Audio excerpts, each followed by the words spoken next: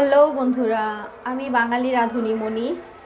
আপনাদের সবাইকে স্বাগত জানাচ্ছি আজকে রান্নাতে। আজকে আমি রান্না করব মাটন আর পোলাও। তো পোলাওটা আমি একটু অন্যভাবে রান্না করছি, আমাদের বাড়িতে যেভাবে রান্না হয়। তো আমি এখানে পোলাওয়ের চালটা ধুয়ে সুন্দর করে পানি ঝরিয়ে রেখেছিলাম। তো এবার আমি পোলাওয়ের চালটাকে মেখে নেব, মেখে 15 মিনিটের জন্য রেখে দেব। চালটা মাখার জন্য আমি প্রথমে এটাতে লবণ দিয়ে দেব, তেজপাতা দিয়ে দেব, হাফ চামচ চিনি, দিয়ে দেব হাফ চামচ আদা বাটা, দিয়ে দেব 1 চামচের মতো ঘি, আর এর ভেতর দিয়ে দেব আস্ত কাঁচা লঙ্কা। তো এবার আমি এটাকে সুন্দর করে কষলে আধা ঘন্টার জন্য রেখে দেব। এভাবে পোলাওটা রান্না করলে এই যে আমি ঘি দিয়ে তারপরে লবণ আর চিনি দিয়ে মেখে রেখে দিলাম, এতে করে এটা টেস্টটা আরও ভালো হয় বা বাড়ে। তো আপনারা আপনাদের পরিমাণ মতো দেবেন। আমি এখানে কম রান্না করছি, আমি এখানে 1 গ্লাস চাল নিয়েছি, 1 পট। তো সেই জন্য সব কিছু কম কম দিয়েছি। তো এটা আমি মেখে রেখে দিলাম, আধা ঘন্টা পরে আমি রান্নাটা করব। তো এখানে আমি মাটন নিয়েছি, মাটনে এখানে আমি 700 গ্রাম আর একটু বেশি এরকম মাটন হবে। তো মাটনটা আমি মেখে নেব।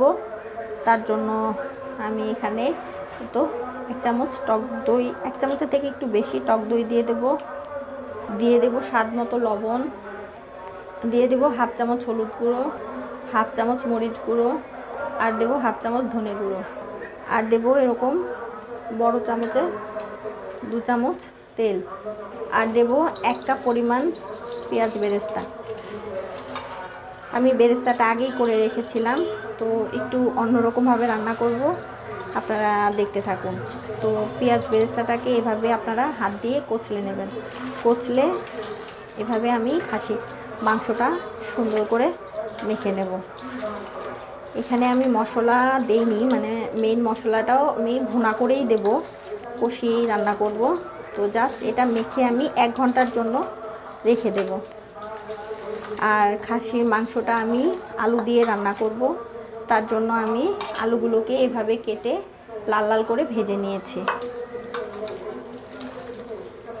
তো লবণটা আমি একবারেই দিয়ে দিলাম, আর দেব না লবণটা। তো এই তো আমি মেখে ভালোভাবে মেখে 1 ঘন্টার জন্য রেখে দিলাম। ফিরে আসছি 1 ঘন্টা পর। তো আমি প্রথমে পোলাওটা রান্না করে নেব। পোলাও রান্নাটার জন্য আমি এখানে বেশি না, মাত্র 2 চামচ তেল দিয়ে দিয়েছি। এবার এই তেলের ভিতর আমি আস্ত একটা তেজপাতা দিয়ে দেব, আর এখানে ফোড়নে দেব গোটা এলাচ, লং আর দারচিনি। এগুলো একটু ফ্লেভার ছাড়লেই আমি চালটা দিয়ে দেবো। তো চালটা এর ভেতর দিয়ে দিলাম, দিয়ে আমি সুন্দর করে ভাজবো, খুব ভালো করে চালটা ভেজে নেব। চালটা ভাজার সময় দেখবেন ভালো একটা গন্ধ বের হয়েছে, তখন বুঝতে পারবেন চালটা ভাজা হয়ে গেছে। চালটা সুন্দর করে ভাজা হয়ে গেছে, খুব সুন্দর একটা গন্ধ বের হয়েছে আর কি। তো এবার আমি এতে দুধ আর পানি একদম মিশিয়ে 1 গ্লাস, আর এই তো 1 গ্লাসের থেকে একটু কম, আমি এখানে পুরোপুরি 2 গ্লাস পানি দেইনি। আর তো এবার আমি এটাকে ঢেকে দিচ্ছি। তারপর এই ফুটোটা আমি এভাবে বন্ধ করে দিলাম, দিয়ে এটাকে মিডিয়াম আঁচে রাখবো কিছুক্ষণ, তারপর গ্যাসের ফ্লেমটা লো করে দেব। এখানে 2 কাপ, 1 গ্লাস চালে 2 গ্লাস পানি। তো 2 গ্লাসের ভেতর আমি কি করেছি, ছোট কাপের হাফ কাপ দুধ দিয়েছি, আর 1.5 গ্লাস পানি দিয়েছি। তো দেখুন, যখন পোলাওটা এই পর্যায়ে চলে আসবে, তখন গ্যাসের ফ্লেমটা প্রথমে একটু নেড়ে দেবেন। এই তো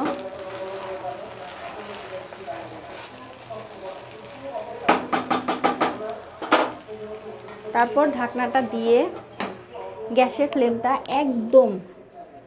একদম লো করে রেখে দিবেন 10। তো এভাবে আমি 5 মিনিট রাখার পর ফিরে এলাম। তো এবার আমি এতে অল্প একটু পেঁয়াজ বেরেস্তা এইভাবে দিয়ে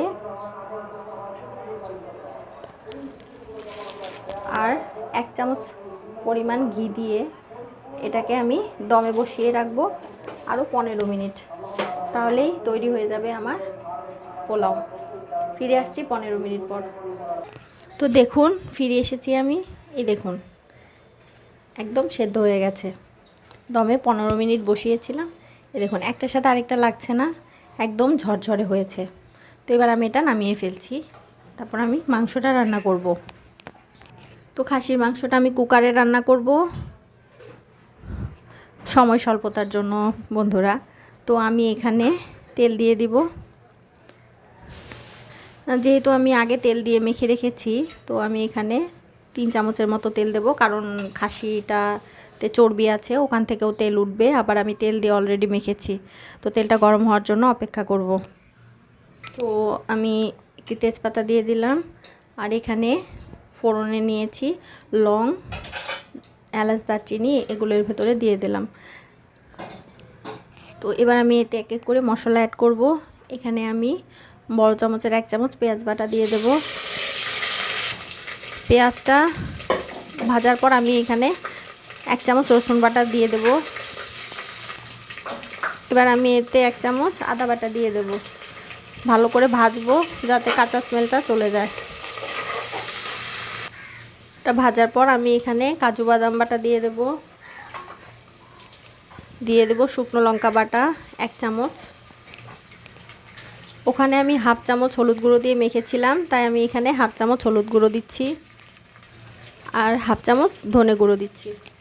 আর মশলাটা কষানোর জন্য আমি এখানে পানি অ্যাড করে দিচ্ছি একটু, জাস্ট মশলাটাকে কষাবো। তো এই দেখুন আমার মশলাটা একদম কষানো হয়ে গেছে। এই তো তেল ছেড়ে দিয়েছে। এবার আমি এতে মাটনটা দিয়ে দেব। তো মেখে রাখা মাটনটা সবটা দিয়ে দিলাম। এবার মাটনটাকে খুব ভালো করে নেড়ে চেড়ে কষাবো এটাকে। তো ফিরে আসছি কষানো পর্যন্ত। কেমন এভাবে নেড়ে চেড়ে গ্যাসের ফ্লেমটা মিডিয়াম আঁচে রাখবেন যাতে পুড়ে না যায়। তো এভাবে ঢেকে আমি পুরা কিন্তু আমি এটা লাগাইনি, এভাবে জাস্ট রেখেছি। ঢেকে ঢেকে এটাকে আমি কষাবো। বন্ধুরা মাঝে মাঝে ঢাকনাটা তুলে ভালো করে নাড়বেন। এই দেখুন আমি বলেছিলাম না, এই তো তেল উঠবে। এই তো দেখুন তেল উঠেছে, এর জন্য তেলটা একটু পরিমাণে কম দিয়েছি। তো এরকম ঢাকনাটা তুলে একটু একটু করে নেড়ে দেবেন, আর এভাবে আমি নেড়ে নেড়ে কষাবো। এই তো দেখুন আমার কষানো হয়ে গেছে, কারণ এই দেখুন সুন্দর উপরে তেল ভেসে উঠেছে। এই দেখুন একদম মাংসটা কষানো হয়ে গেছে। আর আমি 1 ঘন্টা ম্যারিনেট করে রেখে দিয়েছিলাম। তো এবার আমি এতে গরম পানি অ্যাড করে দেব। বেশি না, মাত্র 1 কাপ পরিমাণ আমি গরম পানি অ্যাড করে দিলাম।